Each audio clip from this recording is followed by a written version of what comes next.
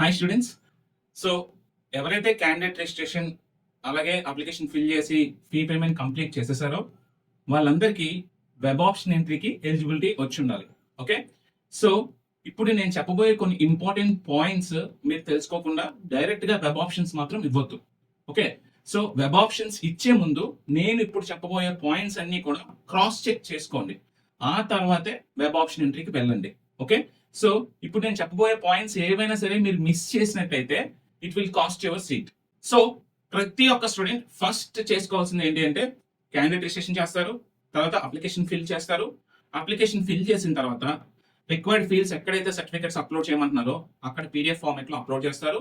చేసిన తర్వాత మీరు ఫీ పేమెంట్ కి వెళ్తారు. ఫీ పేమెంట్ కంప్లీట్ చేసేసిన తర్వాత మీరు అట్లీస్ట్ ఒక 24 to 48 అవర్స్ వెయిట్ చేయాల్సి ఉంటుంది. ఎందుకంటే బ్యాక్గ్రౌండ్ లో మీ అప్లికేషన్ ని వెరిఫై చేసి మీకు నెక్స్ట్ స్టెప్ వెబ్ ఆప్షన్స్ కి ఎలిజిబిలిటీ ఇవ్వాలి. సో మీరు ఇప్పుడు చేయాల్సిన పని ఏంటి అంటే మీరు మీ క్యాండిడేట్ డీటెయిల్స్ క్రాస్ చెక్ చేసుకుంటూ ఉండాలి. స్టేటస్ ఏంటి, ఓకే, అప్లికేషన్ స్టేటస్ ఏంటి, ఫీ పేమెంట్ స్టేటస్ ఏంటి, వెబ్ ఆప్షన్ ఎంట్రీకి ఎలిజిబిలిటీ ఇచ్చారా లేదా అనేది క్రాస్ చెక్ చేసుకుంటూ ఉండాలి. సో ఈ ఇంపార్టెంట్ స్టెప్స్ మీరు ఫాలో అవ్వాలి. అదేంటి అంటే సో ఫస్ట్ రిజిస్ట్రేషన్ కరెక్ట్ గా చేశారా లేదా, రిజిస్ట్రేషన్ అందరూ కరెక్ట్ గా చేస్తారా చూసుకోండి. Next application form for reset, application status check చేయండి. అప్లికేషన్ స్టేటస్ చూడండి, you have successfully registered your basic details అని వచ్చింది ఈ స్టూడెంట్ కి. కానీ కొంతమందికి మీరు అప్లోడ్ చేసిన సర్టిఫికెట్స్ లో కానీ మీరు ఎంటర్ చేసిన డేటా కానీ ఓకే సర్టిఫికెట్స్ లో లేదా మీరు ఎంటర్ చేసిన డేటాలో ఏమైనా మిస్ మ్యాచ్ ఉన్నా, మీ సర్టిఫికెట్స్ సరిగా అప్లోడ్ చేయకపోయినా, ఓకే అందులో ఏమైనా మిస్టేక్స్ ఉన్నా ఓకే మీకు ఇక్కడ ఏమైనా మెసేజ్ రావచ్చు. లేదు ఏ ప్రాబ్లం లేకపోతే కంప్లీట్ గా గ్రీన్ లో వచ్చేస్తుంది. సో నెక్స్ట్ ఏం చేయాలి అంటే payment for set, me payment invoice కూడా క్రాస్ చెక్ చేసుకోవాలి. మీ పేమెంట్ ఇన్వాయిస్ అనేది క్రాస్ చెక్ చేసుకోండి. ఈ విధంగా మీ పేమెంట్ ఇన్వాయిస్ అనేది మీ క్యాండిడేట్ ఐడి, మీ నేమ్, మీ స్టేటస్ ఏంటి, పేమెంట్ స్టేటస్ ఏంటి. ఖచ్చితంగా ప్రతి ఒక్క స్టూడెంట్ కి వెబ్ ఆప్షన్స్ కి వెళ్లే ముందు పేమెంట్ స్టేటస్ చెక్ చేసుకోవాలి. పేమెంట్ స్టేటస్ సక్సెస్ రావాలి, పెండింగ్ అని మాత్రం రాకూడదు. పేమెంట్ స్టేటస్ సక్సెస్ అని వస్తే మాత్రమే మీరు వెబ్ ఆప్షన్ ఎంట్రీకి ముందుకు వెళ్ళాలి. సో నెక్స్ట్ ఇంపార్టెంట్ స్టెప్ ఏంటి అంటే ప్రతి ఒక్క స్టూడెంట్ పేమెంట్ స్టేటస్ చెక్ చేసుకుంటారు. తర్వాత మీ ప్రింట్ అప్లికేషన్ ఫామ్ మీద ప్రెస్ చేస్తే మీ అప్లికేషన్ ఓపెన్ అవుతుంది. ఇప్పుడు మీరు అప్లికేషన్ లో డేటా అంతా పర్ఫెక్ట్ గా ఉందా లేదా క్రాస్ చెక్ చేసుకోండి. మీరు ప్రింట్ అప్లికేషన్ మీద ప్రెస్ చేసినట్టయితే మన అప్లికేషన్ అనేది ఈ విధంగా ఓపెన్ అవుతుంది. సో ఫస్ట్ మీరు పర్సనల్ డీటెయిల్స్ క్రాస్ చెక్ చేసుకోండి, కరెక్ట్ గా ఉన్నాయా లేదా అనేది. ఓకే, మీ క్యాండిడేట్ ఐడి క్రాస్ చెక్ చేసుకోండి. మీ Aadhaar number last 4 digits correct గా ఉన్నాయో లేదో క్రాస్ చెక్ చేసుకోండి. మీ mobile number last 4 digits correct గా ఉన్నాయో లేదో క్రాస్ చెక్ చేసుకోండి. సో నేను అబ్జర్వ్ చేసింది ఏంటంటే చాలా మంది స్టూడెంట్స్ కి date of birth and name లో కొన్ని మిస్టేక్స్, మిస్ మ్యాచెస్ ఉన్నాయి. దీనికి కారణం ఏంటో నేను చెప్పాను ఆల్రెడీ. దీనికి కారణం మీరు ఈసెట్ అప్లికేషన్ చేసేటప్పుడు నార్మల్ గా మీ సర్టిఫికెట్స్ లో ఏ విధంగా నేమ్ ఉందో అది ఇచ్చేసారు. కానీ ఇక్కడ కౌన్సిలింగ్ కి మీరు రిజిస్టర్ అవుతున్నప్పుడు మీరు ఆధార్ తో లింక్అప్ చేశారు. సో ఆధార్ లో ఎటువంటి డీటెయిల్స్ ఉన్నాయో ఆ డీటెయిల్స్ ఇక్కడ వచ్చేస్తున్నాయి. మీరు పెద్దగా వరి అవ్వద్దు. ఓకే, సో వెయిట్ చేయండి. ఎందుకంటే మీ ఆల్రెడీ బ్యాక్గ్రౌండ్ లో ఈసెట్ అప్లికేషన్ లో మీరు ఏ నేమ్ ఏదైతే ఇచ్చారో ఆ బేస్ చేసుకుని మీకు సీట్ అలాట్మెంట్ చేస్తారు. So me date of birth, me name గురించే వరీ ఉంటుంది. రిమైనింగ్ థింగ్స్ ఏవి కూడా మీరు చిన్న చిన్న మిస్టేక్స్, ఒక అక్షరం మిస్ అయింది, గ్యాప్ లేదు, ఇలాంటివి పెద్ద పట్టించుకోవాల్సిన అవసరం లేదు. ఓకేనా? సో ఈ అప్లికేషన్ లో మీరు ఖచ్చితంగా క్రాస్ చెక్ చేసుకోవాల్సిన ఫీల్డ్స్ చెప్తాను. ఇవి మాత్రం ఖచ్చితంగా క్రాస్ చెక్ చేసుకోండి. సో అవి ఏంటి అంటే మీ జెండర్ క్రాస్ చెక్ చేసుకోండి, మీ క్యాస్ట్ క్రాస్ చెక్ చేసుకోండి, మీ సబ్ క్యాస్ట్ కూడా ఒకసారి క్రాస్ చెక్ చేసుకోండి, మీ ఫీజ్ రీఎంబర్స్మెంట్ ఎలిజిబుల్ వచ్చిందా లేదా అని క్రాస్ చెక్ చేసుకోండి. ఓకే, సో చాలా మంది students sir EWS status not eligible for EWS అని ఇక్కడ పెట్టారు. సో మీరు ఓసీ స్టూడెంట్స్ అయితే ఈడబ్ల్యూఎస్ వర్తిస్తుంది. మీరు ఓసీ కాకపోతే ఇక్కడ చూడండి, ఇప్పుడు ఒకవేళ మీరు బీసీ ఎస్సీ ఎస్టీ స్టూడెంట్స్ అయితే సో మీకు ఫీ రియంబర్స్మెంట్ ఎలిజిబిలిటీ అనేది ఎలిజిబుల్ కాదని చెక్ చేసుకోవాలి. మీరు బీసీ ఎస్సీ ఎస్టీ స్టూడెంట్స్ అయితే మీకు ఈడబ్ల్యూఎస్ స్టేటస్ నాట్ ఎలిజిబుల్ అనే వస్తుంది. మీరు ఒకవేళ మీ క్యాస్ట్ ఇక్కడ ఓసీ ఉంటేనే మీ ఈడబ్ల్యూఎస్ స్టేటస్ చెక్ చేసుకోవాలి. సో మీకు ఇక్కడ బీసీ ఎస్సీ ఎస్టీ ఉన్నా సరే మీకు ఈడబ్ల్యూఎస్ స్టేటస్ నాట్ ఎలిజిబుల్ వచ్చిందని చెప్పి వర్రీ అవ్వద్దు, అనవసరమైన వర్రీస్ వద్దు. బీసీ ఎస్సీ ఎస్టీ స్టూడెంట్స్ కి చెక్ చేసుకోవాల్సిన జస్ట్ ఫీ రియంబర్స్మెంట్ ఎలిజిబుల్ వచ్చిందా లేదా.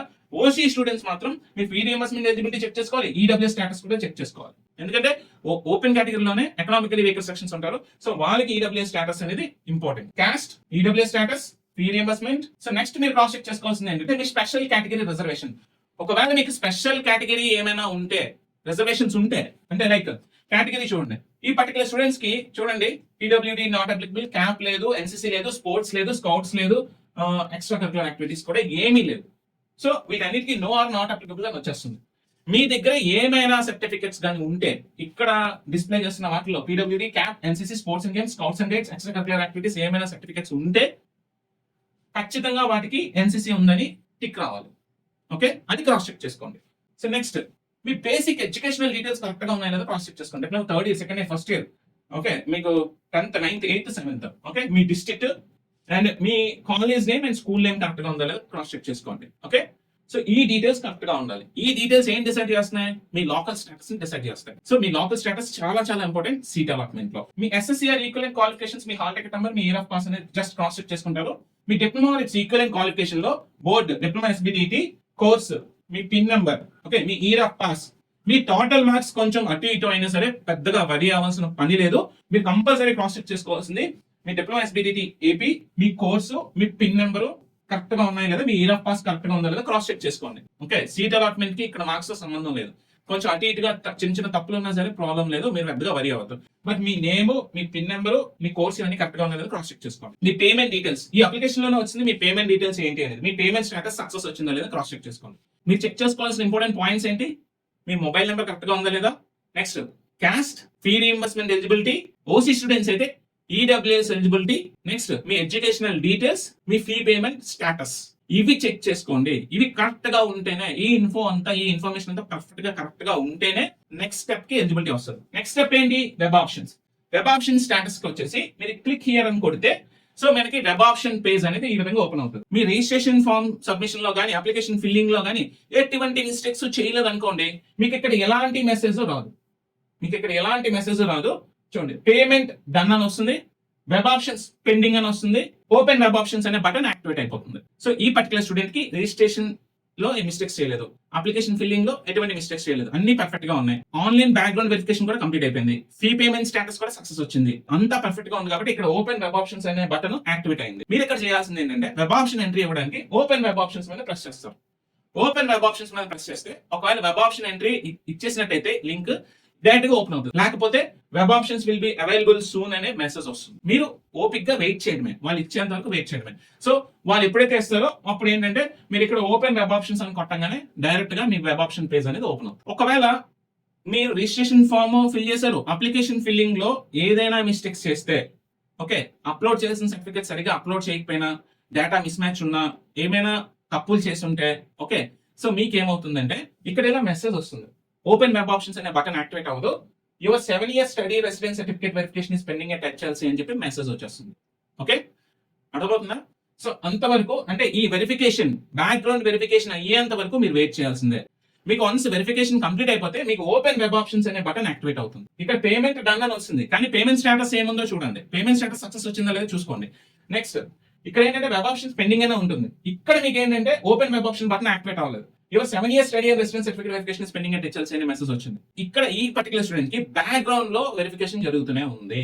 వన్స్ బ్యాక్గ్రౌండ్ వెరిఫికేషన్ కంప్లీట్ అయిపోయిన తర్వాత బటన్ యాక్టివేట్ అవుతుంది. ఒకవేళ బ్యాక్గ్రౌండ్ వెరిఫికేషన్ లో మీ డేటా ఏమైనా మిస్టేక్స్ ఉన్నా, మిస్ మ్యాచెస్ అయినా, అప్పుడు మీకు ఏంటంటే ఇంకా ఏదైనా మెసేజ్ పెడతారు, లేదా ఇదే మెసేజ్ అలా ఉండిపోద్ది.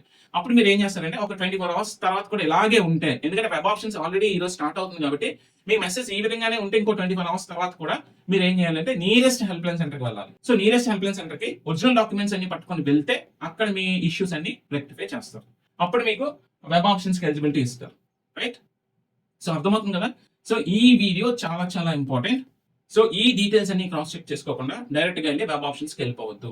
ఇక్కడ మీ క్యాష్ లో కానీ, మీ ఫీ రీఇంబర్స్మెంట్ ఎలిజిబిలిటీలో కానీ, మీ లోకల్ స్టేటస్ లో కానీ ఎటువంటి మిస్టేక్స్ ఉన్నా సరే మీరు ఈ మిస్టేక్స్ ని రెక్టిఫై చేసుకోకుండా మీరు వెబ్ ఆప్షన్ ఎంట్రీకి వెళ్ళిపోతే it will cost your seat allotment అనేది క్యాస్ట్, ఓకే, నెక్స్ట్ మీ లోకల్ స్టేటస్, మీకు వచ్చిన ర్యాంక్, మీరు ఇచ్చే వెబ్ ఆప్షన్ ప్రయారిటీ బట్టి సీట్ అలాట్ చేస్తారు. ఓకే, సో సీట్ అలాట్మెంట్ ఈ పాయింట్స్ మీద డిపెండ్ అయి ఉంటుంది కాబట్టి జాగ్రత్తగా ప్రతి ఒక్క స్టూడెంట్ ఈ పాయింట్స్ అన్ని క్రాస్ చెక్ చేసుకున్న తర్వాత మాత్రమే వెబ్ ఆప్షన్ ఎంట్రీకి వెళ్ళండి. Okay, so once web option entry open అవ్వగానే నేను ఒక డీటెయిల్డ్ వీడియో చేస్తాను, ఎలా వెబ్ ఆప్షన్స్ ఇవ్వాలి అండ్ ఎలా జాగ్రత్తగా వెబ్ ఆప్షన్స్ ని యాడ్ చేసుకోవాలి, ఆప్షన్స్ ఎలా యాడ్ చేసుకోవాలి, ప్రిఫరెన్సెస్ ఎలా యాడ్ చేయాలి, ఎలా మోడిఫై చేయాలి, ఎలా డిలీట్ చేయాలి, ఇలా clear cut video step by step ఒక స్టూడెంట్ డీటెయిల్స్ తీసుకుని ఎక్స్ప్లెయిన్ చేస్తాను. సో ఈ లోపు నెక్స్ట్ వీడియో కోసం వెయిట్ చేయండి.